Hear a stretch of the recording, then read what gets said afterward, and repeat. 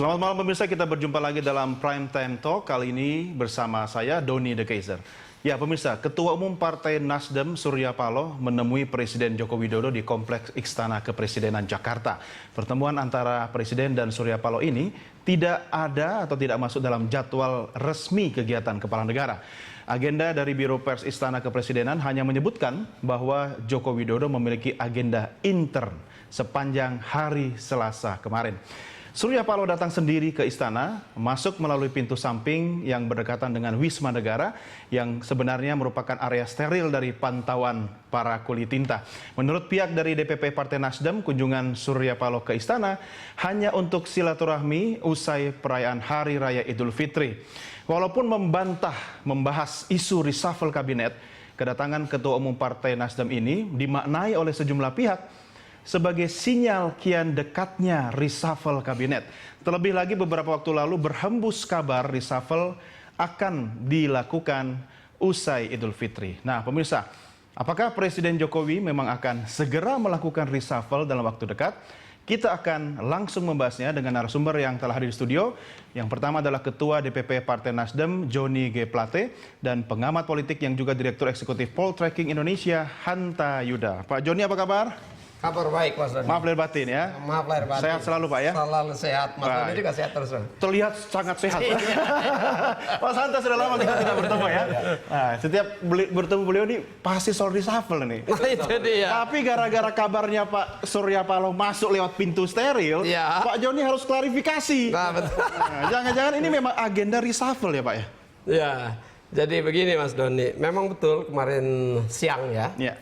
Ketua Umum Nasdem Bang Surya menemui Presiden. Pertemuan itu sebetulnya pertemuan biasa-biasa saja. Ya sebagaimana sebelumnya ada buka bersama di kantor Nasdem bersama Presiden, lalu selama bulan puasa dan mendekati akhir bulan puasa dalam rangka liburan Idul Fitri, Bang Surya itu keluar negeri dan baru kembali. Baru sempat nih ceritanya. Baru kembali ke Jakarta. Sampai di Jakarta yang pertama tentu ya melakukan silaturahmi sekaligus minal aidin dengan Presiden. Kebetulan ya betul kata berita satu ya. Kemarin itu jadwal Presiden dari agenda kenegaranya kosong. Oh, ya, itu ya, tanda petik itu internal activity itu maksudnya apa itu? Ya, agenda tata negara, rapat-rapat sidang kabinet atau agenda-agenda dengan utusan-utusan luar negeri ya itu tidak ada kosong. Ya waktu yang baik Bang Surya ke sana untuk menemuinya dibanding mengganggu jadwal rapatnya kan lebih baik pada saat kosong. Jadi silaturahmi. Silaturahmi bertemu. Dan menjadi kewajiban lah ya Presiden, kita yang mendukung Presiden pada saat Hari Raya pergi dan memberikan. Ini jawaban Anda bukan jawaban resmi kader Nasdem semua. Setiap ditanya pasti akan begini, silaturahmi begitu ya? Ya, begini, ya itu betul sekali. Pada saat di mana kader Nasdem menjawab pertanyaan ya. Dan jawabannya itu sesuai realita dan faktanya, apapun persepsi yang terbangun harus menjawab sesuai realita dan faktanya. Realitanya begitu, tapi agenda yang dibahas sebenarnya kalau memang itu silaturahmi Pak Joni, kenapa harus lewat pintu steril begitu kan? Bukankah di sana banyak media yang sebenarnya Pak SP kan sering bolak-balik istana, bahkan ada Nasdem TV, maksud saya Metro TV gitu kan, yang juga sebenarnya sering mengcover berita aktivitas Pak Surya Paloh. Kalau soal lewat pintu yang mana ya itu bukan masalah yang terlalu besar dan bukan menjadi agendanya. Mengapa ya? Karena toh bertemu Presiden wartawan juga mengetahui. Ya. Yang lewat samping saja menjadi berita. Isu dan berita, isu diskursus politik, ya. Apalagi kalau sebelum menerimanya wartawan sudah mencegahnya. Nah, padahal kunjungan itu betul-betul kunjungan. Ini kan ketahuannya setelah Pak Surya keluar gitu kan. Oke lah, kita tidak bahas soal masuknya Surya Paloh dari pintu mana gitu kan. Tapi angin yang berhembus Mas Hanta, ini soal reshuffle, apalagi momentumnya katanya, kabarnya, ini kalau bicara tentang momentum politik pasca Idul Fitri, biasanya memang momentum yang sangat tepat. Analisa Anda? Ya, saya keluar dulu sedikit dari pertemuan Pak Surya Paloh dengan Pak Joko Widodo, Presiden Joko Widodo. Polanya dengan konstruksi politik kita yang multipartai ini, kabinet koalisi seperti ini, biasanya ada prakondisi ketika akan ada reshuffle kabinet. Saya membaca pola saja, baik Pak Jokowi, apalagi Pak SBY. Itu tidak mungkin, hampir mustahil terjadi reshuffle kabinet Ujuk-ujuk gitu ya? ujuk-ujuk, Ah, betul. nggak mungkin. Sebelum presiden bertemu dengan para ketua umum. Ya. Bahkan Presiden SBY pada saat itu terbuka, Ya. hadir semua para ketua umum mengumumkan seterusnya Ya. dengan pola yang berbeda dan gaya yang berbeda, Pak Jokowi dengan gaya berbeda. Jadi kalau kemudian ada pertemuan antara veto player atau orang pengendali partai politik dengan presiden, itu bisa dibaca indikasi meskipun belum tentu Ya. pertemuan itu akan membaca reshuffle. Tetapi kalau misalnya akan ada reshuffle, ada pertemuan itu menurut saya masuk akal ketika ada prakondisi. Nah, ini pertemuan dengan Pak Surya Paloh, dengan Pak Wiranto bertemu maupun komunikasi ya, tidak harus bertemu dengan Pak Wiranto, dengan Ibu Mega, dengan Pak Muhaimin atau dengan Pak Bang Yos satu lagi. Itu pasti ada komunikasi-komunikasi yang dilakukan oleh presiden. Nah, persoalan nanti kapan ya itu tergantung pada presiden karena semua kuncinya semua presiden yang tahu kan. Ya, tapi ada di kalau presiden. saya artikan bahwa ini komunikasi politik kah dalam rangka soal reshuffle tadi, atau diartikan, saya pinjam bahasa beliau ini, silaturahmi biasa saja antar para elit negara ini? Bisa dua-duanya, tapi kalau pertemuan saya dengan Mas Doni itu bisa sesuatu yang biasa. Tapi kalau politisi nggak bisa biasa, pasti ada forum, pasti hal politik yang dibicarakan. Aneh kalau tidak bicara hal politik, pasti ada hal-hal politis yang dibicarakan dan itu bisa dibaca sebagai momentum ya. Cuma persoalannya kan reshuffle ini tidak sederhana dibaca pergantian menteri. Tapi ada ditambah atau dikurangi dari partai politik. Itu yang juga santer dibicarakan. Dan kebetulan ada dua partai yang di dalam pemerintahan yang kerap dibilang terancam, tanda petik, dikurangi jatahnya. Pertama Partai Kebangkitan Bangsa, PKB. Yang kedua disebut-sebut adalah partainya Bang Joni, Partai Nasdem. Nah, kalau misalnya ada kemungkinan tetap ditambah atau dirotasi, saya yakin sekali Pak Presiden akan melakukan komunikasi terlebih dahulu dengan para ketua umumnya. Bisa jadi tidak dikurang Nasdem, tapi ada rotasi tadi, ditukar posisinya menteri. Atau malah ditambah? Bisa ditambah. Kalau Nasdem sendiri ada kemungkinan peluang ditambah nggak, Mas? Kalau saya membaca, kalau ditambah kecil ya peluang. Kecil ya? Kalau padahal saya melihat Anda berdua bajunya sudah baju sama ya? anggota kabinet ini. Mas Roni, Nah, saya juga ini kan. Tapi saya nggak ditelepon sama istana. Gini, Mas Roni ya. Gimana, dari Pak? sisi background ya. Saat ini dari sisi politik, konsolidasi politik sudah lebih bagus dan lebih mapan dibandingkan sebelumnya.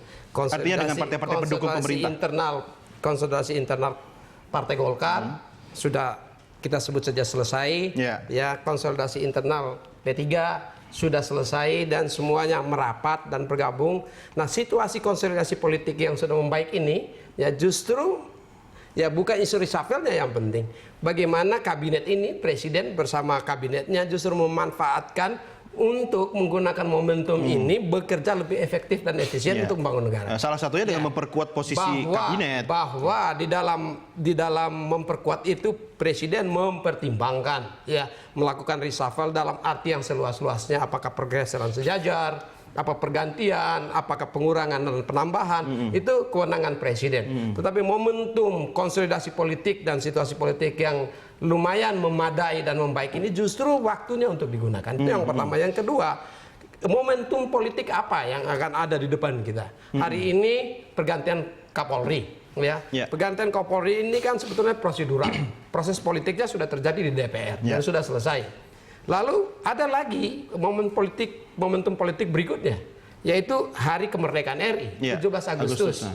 Nah, ini apakah presiden mau menggunakan momen politik itu dalam rangka untuk mengintroduksi satu tim baru, ya kita sebutkan squad baru di kabinetnya, bisa saja itu digunakan. Tapi yang paling penting, fraksi atau partai Nasdem itu memberikan dukungan pada presiden sedari awal ya. Itu dukungan tanpa syarat dan dukungan itu bukan dukungan di bibir. Itu dibuktikan secara konsisten.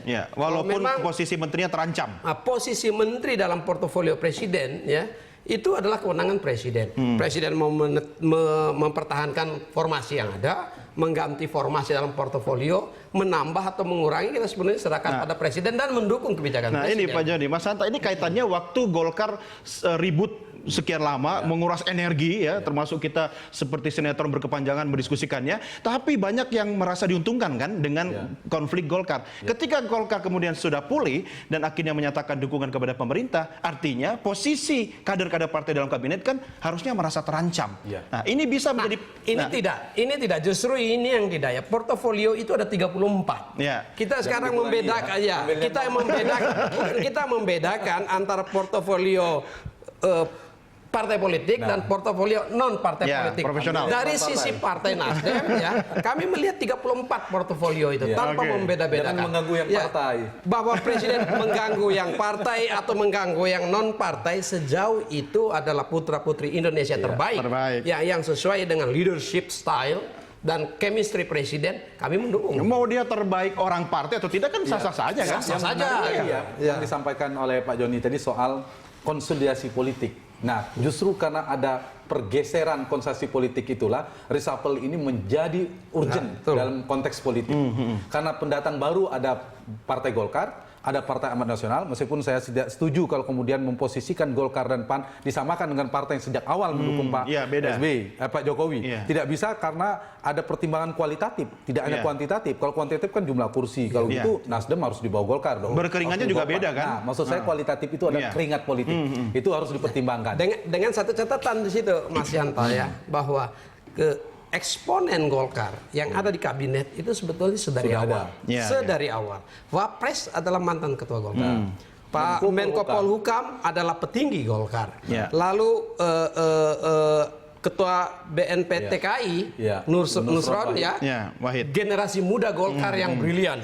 Anda mau mengatakan itu eksponen alumni Golkar di mana-mana. Makanya poin yang mau kita sampaikan bahwa Golkar maupun PAN itu bukan newcomer, sudah ada di sana. Sekarang PAN juga sudah ada. PAN sudah ada industri. Lalu pada saat di mana presiden ingin merubah formasi itu, ya kita tidak melihat lagi dari unsur mana itu. Yang mau dilihatlah figur itu adalah figur putra-putri yang terbaik untuk presiden apa enggak. Itu penting yang tersirat dari Pak Joni jelas bahwa kalau ada reshuffle kabinet dan pertimbangan Golkar harus dapat jatah lagi, PAN harus dapat jatah lagi, itu tidak relevan maksudnya. Jangan ganggu yang sudah ada. Kira-kira gitu. Tapi yang terpenting saya ya berusaha mewakili publik. Yang terpenting kalau reshuffle kabinet dilakukan ada dua hal yang penting.